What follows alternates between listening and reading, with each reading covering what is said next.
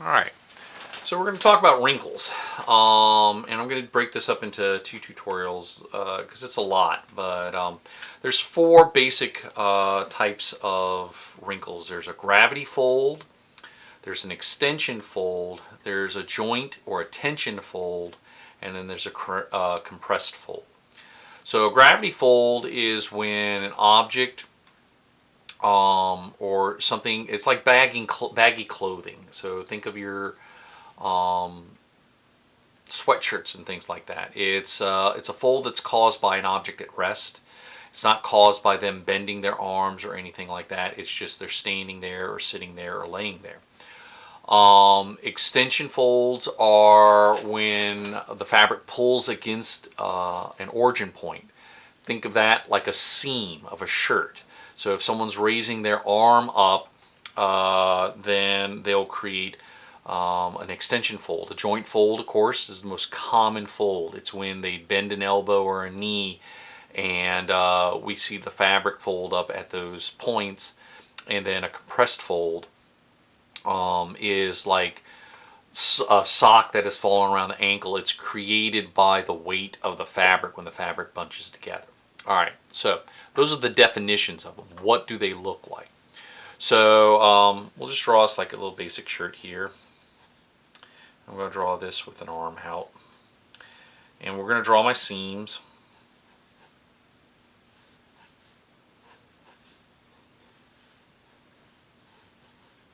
So.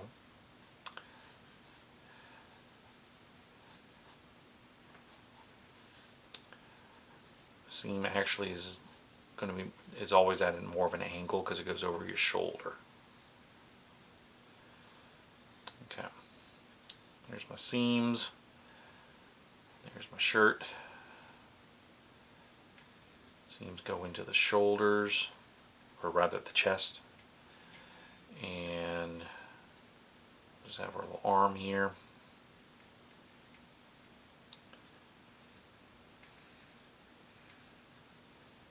So.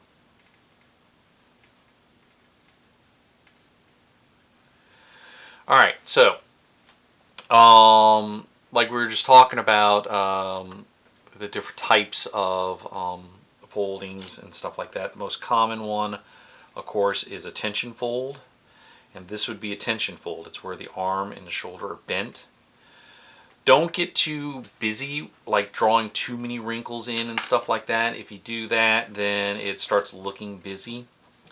So with a shirt, it's really there's something from the fabric up here. This is my seam, and then I'm going to draw something in there, and I might draw another wrinkle in there.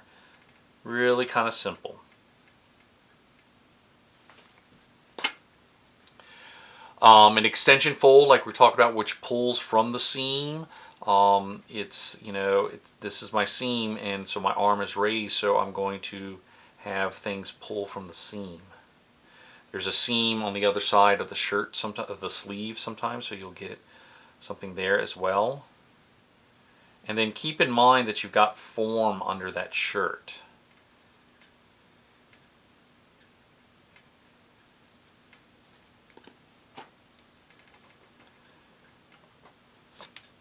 And then our seam, and we might have more fabric in there. Like so.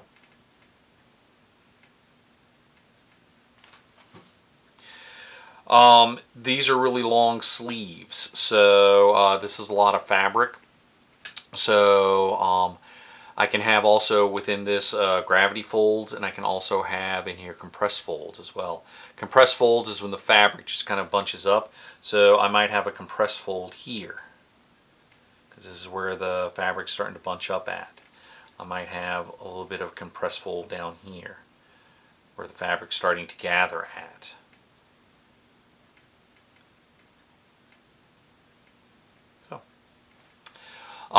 Gravity fold, and so those are my compressed folds in here.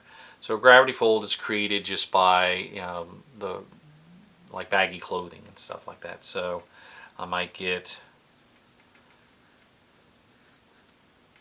he's got, because it's a baggy shirt, I might might get some wrinkles in here. And I'm keeping in mind my form that's underneath him as well, because the form underneath is going to help indicate a little bit about what that gravity fold or tension fold is going to look like in the end. So it dictates a lot of this.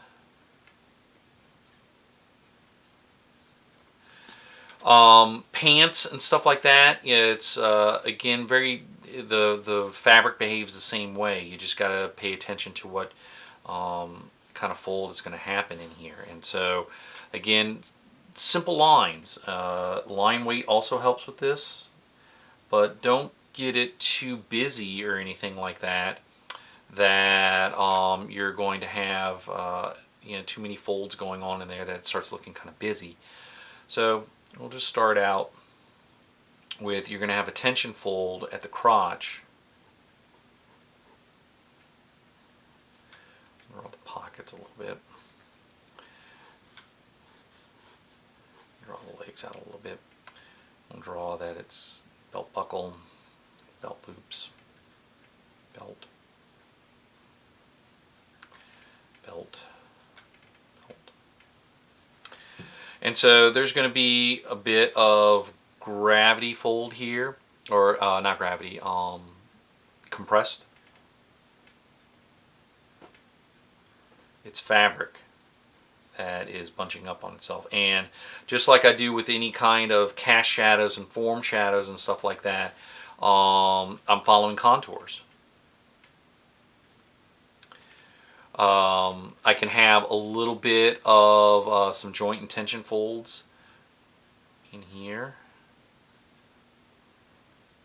Not much, because he's not really, like, he's not standing akimbo or anything like that. He's at rest, which brings me into gravity folds. Is that, here's his legs, and so I'm going to have some gravity folds come in on the side here, and the inside as well.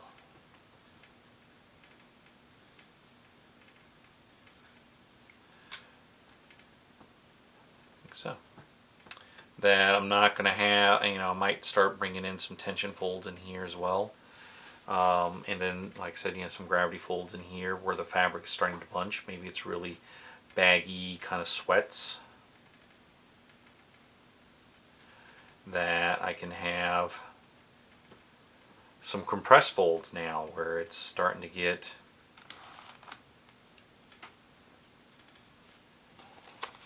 a little bit baggy. Indicate his knees a little bit.